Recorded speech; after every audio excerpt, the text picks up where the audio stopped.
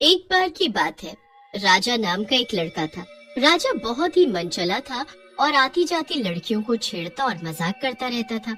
एक दिन दो सहेलियां रानी और पूजा आपस में बात करती हुई जा रही होती हैं। तभी राजा उन्हें चिढ़ाते हुए बोलता है, कहाँ जा रही हैं दोनों सहेलियां गोभी का फूल बनकर? जरा हमारी बात भी सुन लो, हमें कौन से कांटे लगे हैं। राजा की बात सुनकर रानी को गुस्सा आ जाता है और वो राजा को सबक सिखाने के इरादे से जाने लगती है। लेकिन पूजा उसे रोक लेती है और बोलती है, कहाँ जा रही हो रानी, इस मनचले से लड़ने?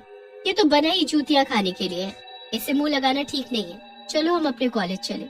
पूजा की बात सुनकर राजा हंसने लगता है और कहता है, सही कह रही है पूजा, भला तुम दोनों मेरे मुंह कहाँ लगोगी? तुम्हें तो कोई राजकुमार आएगा लेने। शक्लें देखो जरा अपनी।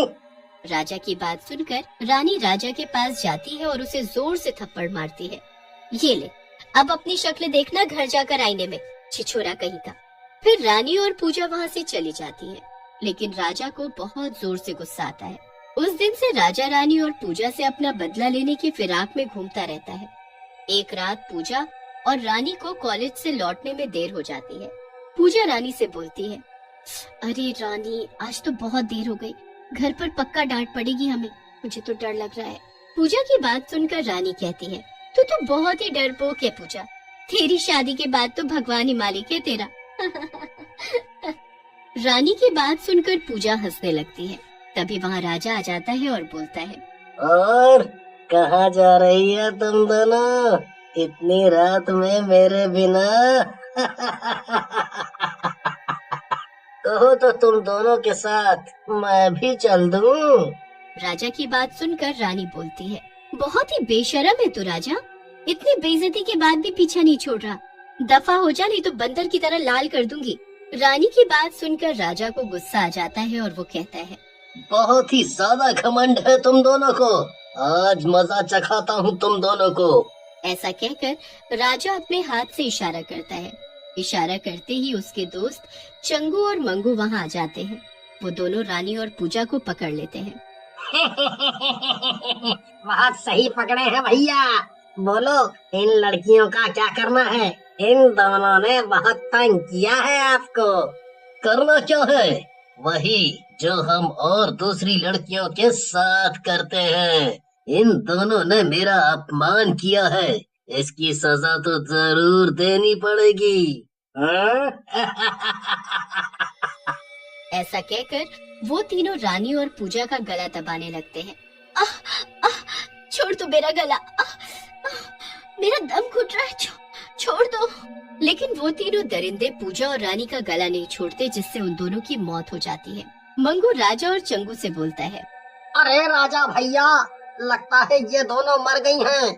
इससे पहले हम तीनों को कोई देखे, हमें यहाँ से निकल जाना चाहिए।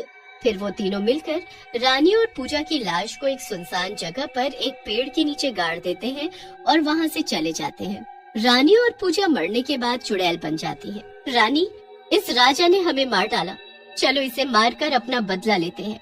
पूजा की बात सुनकर रानी बोलती है, नहीं पूजा, इसे इतनी आसान मौत नहीं दे सकते हम।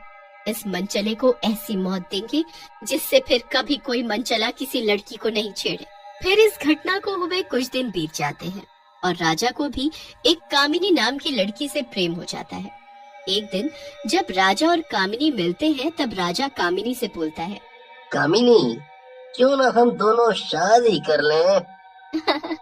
अरे जिंदगी जीने के लिए शादी की क्या जरूरत है, मैं तुम्हारे साथ बिना शादी के ही रहूंगी। फिर कामिनी राजा के घर आकर रहने लगती है। मंगू, एक बात बोलूं, ये अपने राजा भैया की किस्मत है बड़ी जोरदार। देखो ना, कामिनी भाभी जैसी लड़की मिली है इन्हें। तो भाई तेरे सीने में क्यों दर्द हो रहा है? चुपचाप चल यहाँ से, हर की कहीं का।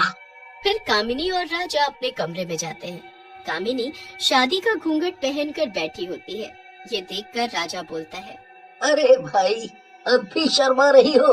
अरे मैं वही हूँ, तुम्हारा पहले वाला राजा। कोई नया पड़ोसी नहीं। राजा की बात सुनकर कामिनी बोलती है, हाँ जी पता है, आप ही हो गली के मनचले, लेकिन ये तो रस्म होती है ना। कामिनी की बात सुनकर राजा हंसते हुए कामिनी के पास जाता है और उसका घूंघट उठाता है, लेकिन घूंघट उठाते ही डर के मारे चिल्लाने लगता है। राजा की आवाज सुनकर चंगू और मंगू वहाँ आ जाते हैं। उन्हें देखकर राजा बोलता है, अरे चंगू मंगू, यहाँ चुड़ैल है। कामिनी ना जाने कहाँ चली गई। राजा की बात सुनकर चंगू मंगू हंसने लगते हैं। मंगू बोलता है, लगता है राजा भैया शादी की खुशी में अपना दिमागी संतुलन खो बैठे हैं। अरे ये कामिनी भाभी ही है। कामिनी भी राजा के पास आती है और बोलती है, क्या तुम भी राजा, कैसे मन चले हो, एक लड़की पास आई तो घबरा गए। वहाँ कामिनी को देखकर राजा शांत हो जाता है और चंगू मंगू को जाने के लिए कहता है। उनके जाने के बाद राजा फिर से कामिनी के पास जाता है, लेकिन जैसे ही वो कामिनी को देखता है उसे फिर से चुड़ैल दिखाई देती है। अरे मर गए। अरे चुड़ैल आ गई। चंगू मंगू इधर आओ और इस चुड़ैल से बचाओ।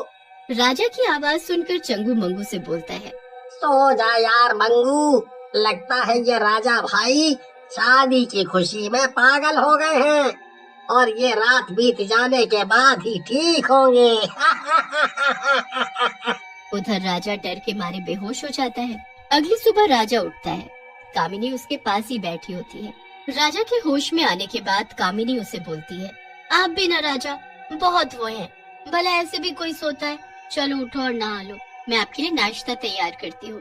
लेकिन राजा कामिनी से बहुत ज्यादा डरा होता है। वो कुछ नहीं कहता और नहाने चला जाता है। ये सब क्या हो रहा है? कभी ये कामिनी चुड़ैल दिखती है, कभी ये लड़की, ऐसे तो मैं पागल हो जाऊंगा। तभी राजा के पीछे चुड़ैल आकर खड़ी हो जाती है। राजा पीछे घूमता है और चिल्लाते हुए बोलता है, तुम कौन हो और क्यों मेरा पीछा कर रही हो? छोड़ दो मुझे। लेकिन चुड़ैल हंसने लगती है और बोलती है, तेरा पीछा छोड़ दूं? ये तो अब तेरी मौत के बाद ही छूटेगा। ऐसा कहकर चुड़ैल वहाँ से चली जाती है। रात में चंगू मंगू अपने घर पर बैठे शराब पी रहे होते हैं। तभी मंगू बोलता है, यार एक बात तो बता चंगू, ये राजा भैया ने सही नहीं किया। उन दोनों